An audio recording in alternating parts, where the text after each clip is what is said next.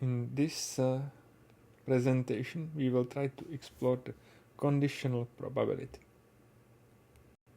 We need few more definitions.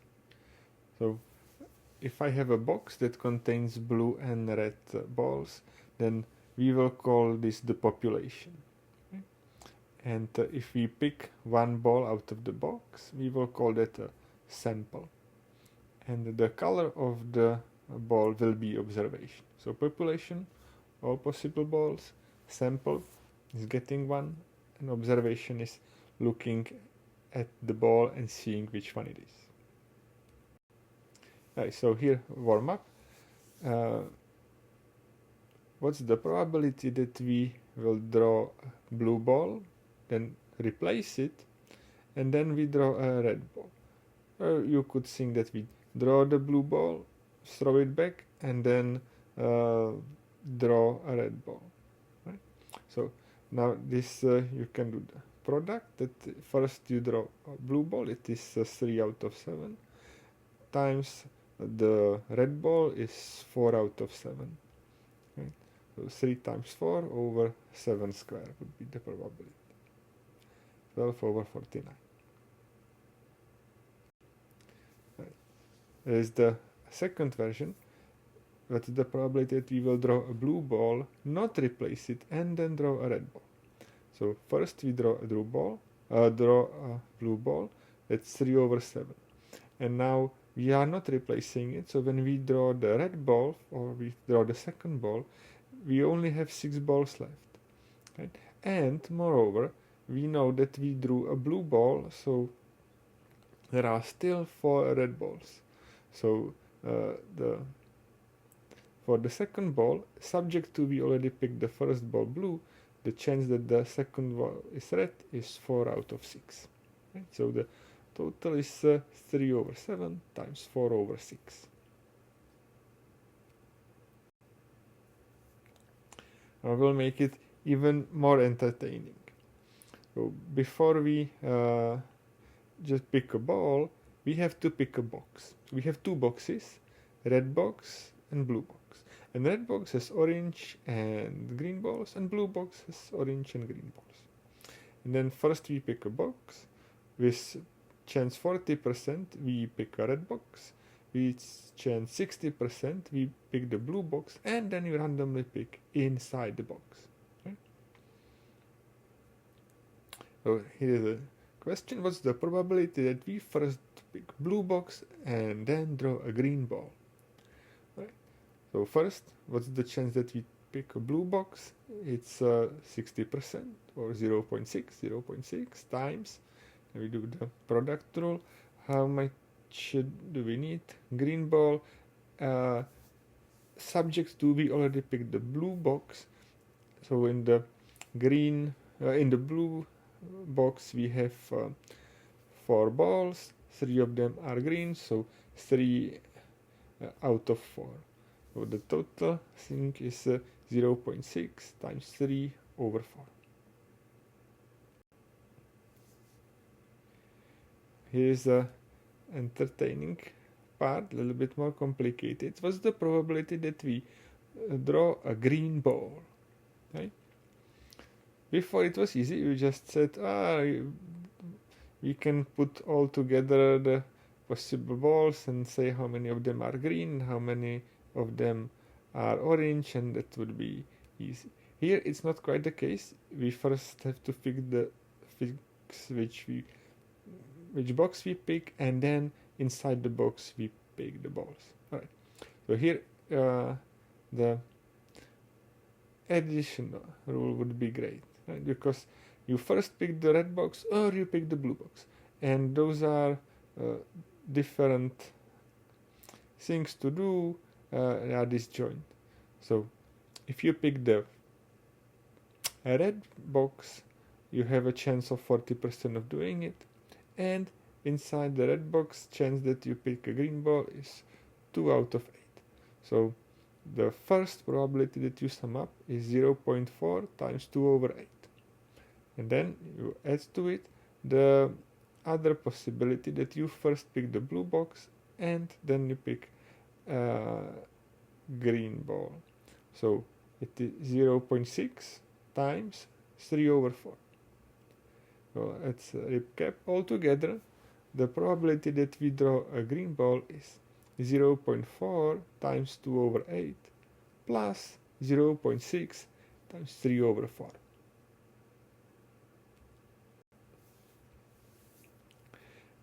Now comes the difficult question.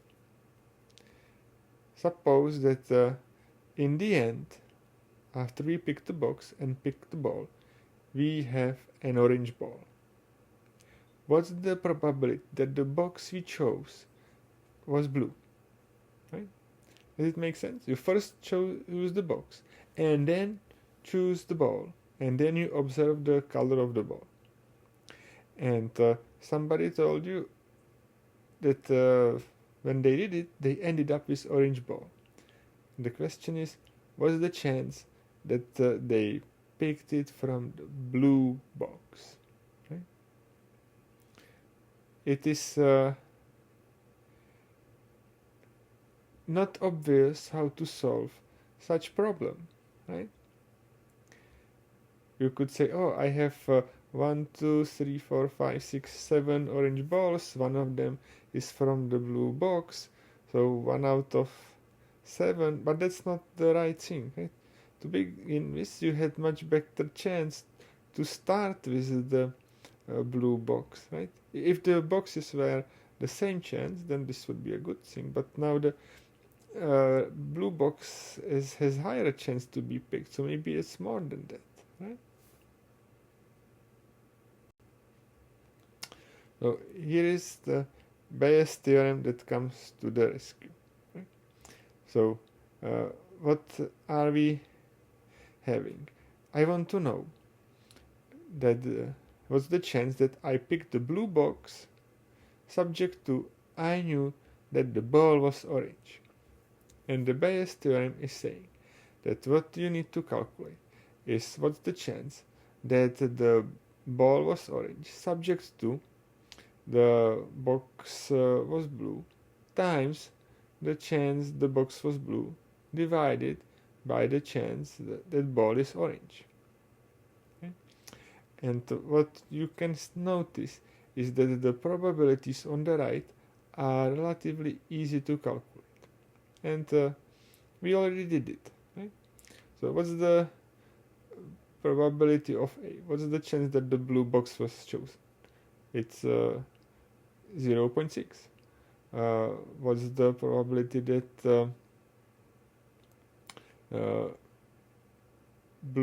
the ball was orange subject to blue box was chosen?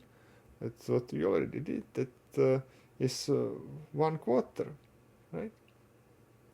And probability of B, it was not trivial, but it was not too hard, right? So it's 0.4 times 6/8 plus 0.6 times 1/4. So it's a little bit of math, but doable. And if you do all these, then you will learn what's the probability of blue box being chosen subject to the ball was orange. Okay? So the non-obvious thing that is usually the one that's interesting because just from the outcome that the ball is orange, you don't quite know if the box was blue or not. You would like to know what the box was. Here is an application. It seemed maybe that the boxes and colors of the balls are not as interesting or for real life, but here is one. Right? So suppose there is a rare and deadly disease. 1 in 1,000 people are infected. Right? So if you are infected or not, that's the box. That's the blue box or red box. Infected or not infected. Right? Right. And you would like to know if you are infected or not. That's the question. Right? But what can you do? How can you figure out if you are infected or not? you go and do a test. Okay? There are some tests that are 99% accurate, which means that if you are sick, it will be positive with 99% of the time. If you are healthy, it will be negative 99% of the time. Right? So 99% of the time, the test will tell you correctly if you are sick or not. Right. So this test, if you are sick or not, that's the color of the ball. Right? If it's orange or green. So you can get the color of the ball by testing if it's orange or green, but you don't know if the person is actually infected or not, which is the color of the box, right? And because the test is not 100% accurate, if you have the box with all healthy people and you test them all, 1% of them will come out positive. Right? And if you have the box that has all the negative people, so the healthy people, the sick people, 1% of them will look healthy. Right? So the boxes are not uniform and questions. So this is the setup, right? And now you go to a doctor, you get tested for this disease, and the test comes positive. The question is it a time to panic? What's the chance that you are actually infected? Right? Suppose that you are not aware of any extra risk that you did to suspect you are infected, that you are just a random person in the population, and if you get the positive test, what's the chance you are actually infected? So here is the calculation, and it says you should not panic quite yet. Right? Is it broken down? So suppose there is 100,000 people. Right? 100 of them has the disease, and no disease is in 99,900 of them. Right. And now you do the test, positive or negative, and you can see that if you test positive, then 99 of the positive tests were people with the disease, but 999 of the positive tests were people with no disease, where the test malfunctioned. Right? So if you are testing positive, the chance you are actually sick is 99, which is one of the 99 people that are positive out of, and the total number of positive tests is 99 plus 999, so about 9%. So if the test comes positive, you have 9% chance that you are really sick, and 91% chance that the test just failed on you. On the other hand, if you test negative with the test, the chance that you do not have the disease is 99.9%. So much higher than what the accuracy of the test is. Okay? And the thing is that the distribution of sick and healthy people, or the number of healthy and diseased people in the population, is very different. Okay? You could also think of it as updating your probability. Right? So if you have no idea if you are sick or not, right? You're just a random person in the population, then chance that you are sick is 100 over 99,900. Right? So very small. And if the test comes positive, suddenly your chance goes all the way to 9%, but still, no need to panic yet. now that you are equipped with the Bayes theorem, you can try to calculate for yourself what's the chance that you are actually infected, and see if the numbers will work out. We'll try to look at application of Bayes theorem. Theorem is saying what's the chance that A is happening that I cannot observe subject to B that I usually can observe. Right? And it tells me that it's a probability that B happens subject to A times PA divided by P of B. So let's see what is the problem. We have infectious disease, 1 in 1,000 people are infected. We have a test which is 99% accurate. We take the test, we test it positive. What's the chance we have the disease? Right. So what are we interested in is A is what? Having disease, and B is tested positive. So I want to know if I have the disease subject to I tested positive. Okay. This is what I want to know. And the Bayes theorem tells us what to do. So I need to calculate what's the probability that I have the disease without any extra knowledge. It's 1 over 1,000. Then I need to calculate what's the probability that the test comes positive, and then I need to calculate what's the probability of B given A. Right?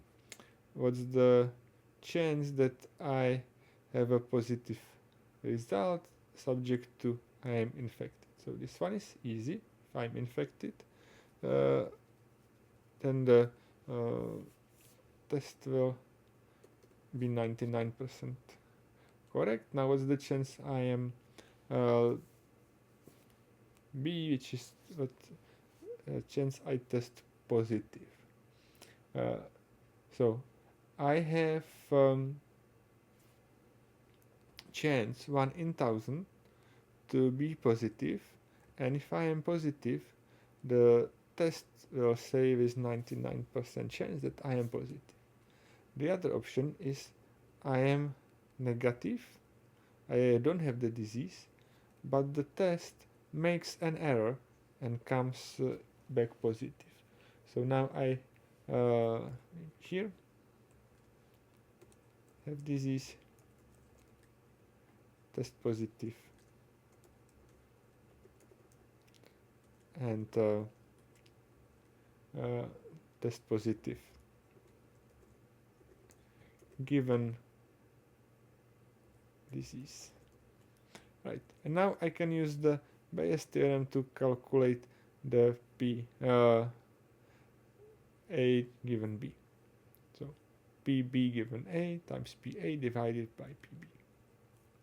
PA given A times PB divided by PA. Wait. I did it wrong. PA, PB.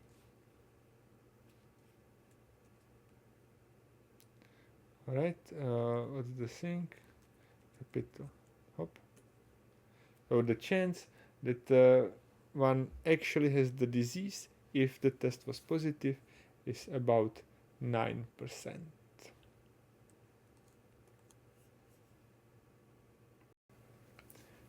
There are a lot of resources on this topic that you can watch. My personal favorite is StatQuest, that has very nice videos about basics of statistics and machine learning. We will touch on the StatQuest videos, so I really recommend them in many more presentations that will come in the future.